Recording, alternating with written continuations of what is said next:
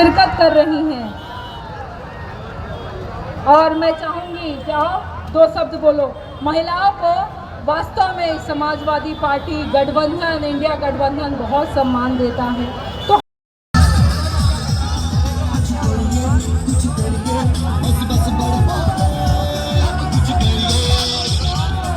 हर India गठबंधन की पूरे देश में छाई है। लहर इंडिया गठबंधन की पूरे देश में छाई है। होगा फैसला 4 जून को। 4 जून को क्या होगा कि होगा फैसला 4 जून को। ये जनता जोश दिखाई है। मेरा नाम किशानी किन्नर है, मैं काशी महामंडलेश्वर हूँ। क्या बताना चाहिए, संदेश क्या देना चाहिएगा? आपके नेता आ रहे हैं, आज हमारी प्रियंका गांधी जी और हमारी डिम्पल भाभी आ रही हैं। संदेश हमारा यही है कि इस बार परिवर्तन की लहर है, सुनामी की लहर चल रही है देश में, और जिसमें कि भाजपा का सुपड़ा साफ है, कहीं 400 पार नहीं है। जैसा कि होता है बाउंड्री के पार ये गेंद जाती है चौके में, इस बार मौका मिला है जनता को चौका मारने का। भाजपा को 400 पार के मतलब एकदम बाउंड्री को बाहर करना है। ये कर्नाटक, साउथ में जितने भी स्टेट हमारे हैं, कर्नाटक है, तेलंगाना है, आंध्रा है, तमिलनाडु है, ये वहाँ से 0 है। और रही बात हमारे जो 7वें चरण की है, आज 6वें चरण का चुनाव हो चुका है, इसका भी क्लियर आ ही चुका है कि वहाँ पे मतलब बीजेपी 50-50 का मामला है। अब 7वां चरण बचा हुआ है आखिरी। मेरी जनता से यही अपील है कि इस बार जो भी आपको मौका मिला है, अपने मतदान का पूरा उपयोग करिए। और देश में परिवर्तन की लहर है, परिवर्तन की लहर में 2 बार से ज़्यादा चाय पकाने पे वो जहर हो जाती है, तो 2 बार तो हो चुका है। एक बार हम इनके झांसे में आए, कांग्रेस के घोटाले का इन्होंने गुणगान किया, 2G स्पेक्ट्रम घोटाला, कोयला घोटाला, पेट्रोलियम घोटाला। उसके बाद 19 में आते हैं बेटी बचाओ, इनका कुलदीप सिंह सेंगर बेटी के साथ बलात्कार करता है, उसके परिवार को बारी बारी से मारता है। भूषण सिंह बेटियों का हमारे जो है कि हमारे पहलवान बेटियों का शोषण करता है। कहाँ से ये बेटी को बचा रहे हैं?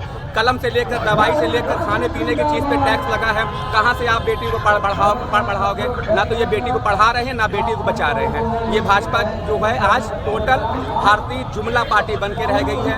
इनका ना काला धन वापस आया, ना मेहुल चौकसी वापस आया, ना तो इनका कोई भी जो किया हुआ वादा था जनता से वो पूरा नहीं हो पाया है। राम मंदिर का मुद्दा लेकर आएंगे, फिर हिंदू मुसलमान करेंगे। तो इस बार देश की जनता रोजगार, शिक्षा और स्वास्थ्य पे वोट देगी, और हमारा पूरा समर्थन है, हमारे पूरे किन्नर समाज का समर्थन है। ये हमारी प्रदेश सचिव हैं पद्मा माजी, और हमारी ये बहन है बनारस से जिला अध्यक्ष हैं। ये हमारी चंदौली से हैं, लेकिन ये पूरे प्रदेश की सचिव हैं समाजवादी पार्टी किन्नर महासभा से।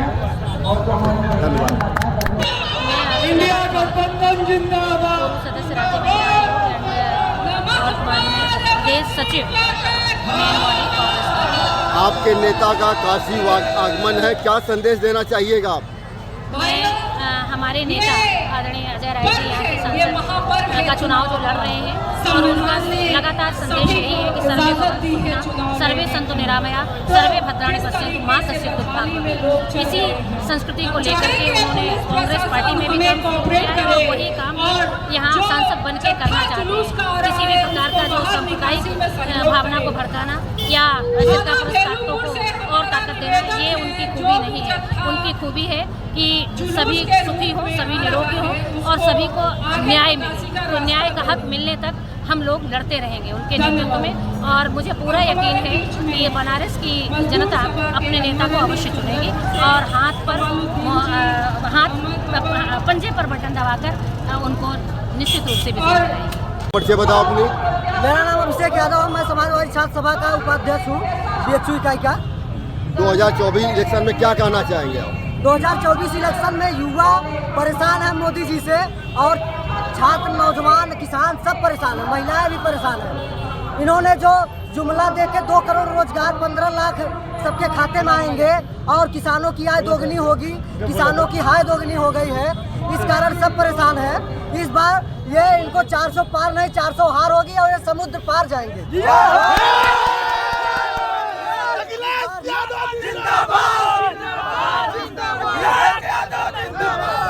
इस बार इंडिया महागठबंधन की सरकार बनने जा रही है, क्योंकि ये जो जुमला दे के आए थे वो उस पे भी खरे नहीं उतरे हैं। इन्होंने एक भी काम को पूरा नहीं किया है।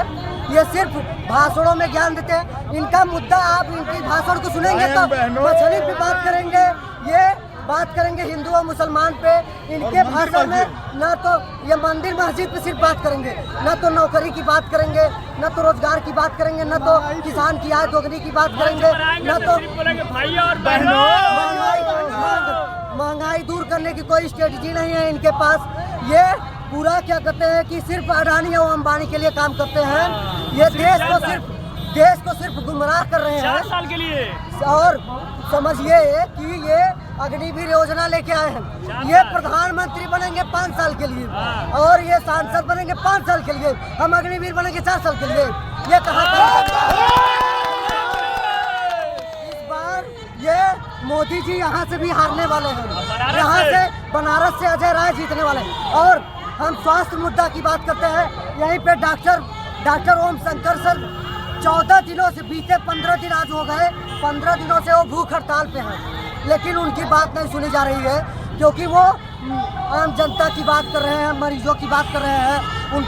उनको बेड नहीं उपलब्ध हो पा रहे, जिसके कारण जो कई मरीज की डेथ हो जा रही है। कोरोना काल के बाद से जो मरीजों की संख्या, हृदय रोग के मरीजों की संख्या बढ़ी है, उसके कारण उनको बेड न मिलने कारण डेथ हो जा रही है।